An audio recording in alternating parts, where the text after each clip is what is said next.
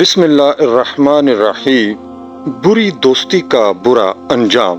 دوستو، عقبہ ابن ابی معیط مکہ کے مشرک سرداروں میں سے تھا اور اس کی عادت تھی کہ جب کسی سفر سے واپس آتا تو شہر کے لوگوں کی دعوت کرتا تھا اور اکثر رسول اللہ صلی اللہ علیہ وآلہ وسلم سے بھی ملا کرتا تھا۔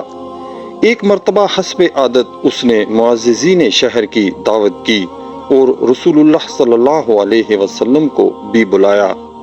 جب اس نے آپ صلی اللہ علیہ وسلم کے سامنے کھانا رکھا تو آپ صلی اللہ علیہ وسلم نے فرمایا کہ میں تمہارا کھانا اس وقت تک نہیں کھا سکتا جب تک تم اس کی گواہی نہ دو کہ اللہ تعالیٰ ایک ہے، اس کا کوئی شریک عبادت میں نہیں ہے، اور یہ کہ میں اللہ تعالیٰ کا رسول ہوں۔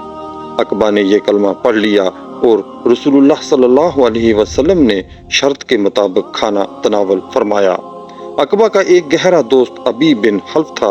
جب اس کو خبر لگی کہ عقبہ مسلمان ہو گیا تو یہ بہت برہم ہوا۔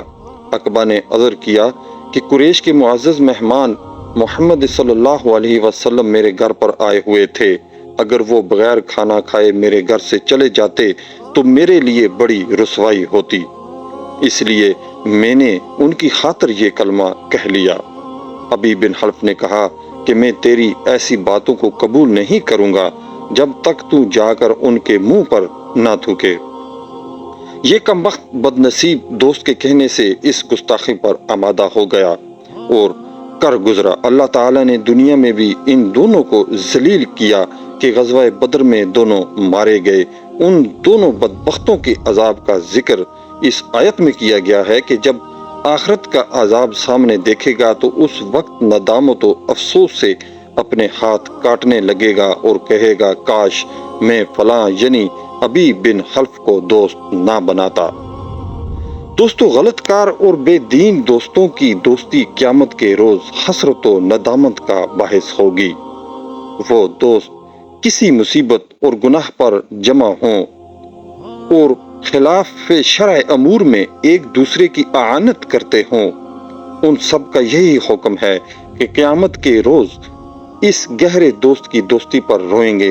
حضرت ابو سعید خدری رضی اللہ تعالیٰ عنہ سے روایت ہے کہ رسول اللہ صلی اللہ علیہ وآلہ وسلم نے فرمایا کہ کسی غیر مسلم کو اپنا ساتھی نہ بناؤ اور تمہارا مال بطور دوستی کے صرف متقی آدمی کھائے، یعنی غیر متقی سے دوستی نہ کرو۔ ابو داؤد سے روایت ہے کہ ابو ہریرہ رضی اللہ تعالی عنہ سے روایت ہے کہ رسول اللہ صلی اللہ علیہ وسلم نے فرمایا کہ ہر انسان اپنے دوست کے دین اور طریقہ کار پر چلا کرتا ہے، اس لیے دوست بنانے سے پہلے خوب غور کر لیا کرو کہ کسی کو دوست بنا رہے ہیں، کس کو بنا رہے ہیں۔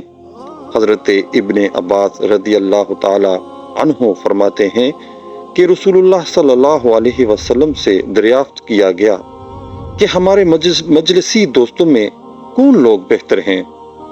تو آپ صلی اللہ علیہ وسلم نے فرمایا کہ وہ شخص جس کو دیکھ کر خدا یاد آئے، جس کی گفتگو سے تمہارا علم بڑھے اور جس کے عمل کو دیکھ کر آخرت کی یاد تازہ ہو۔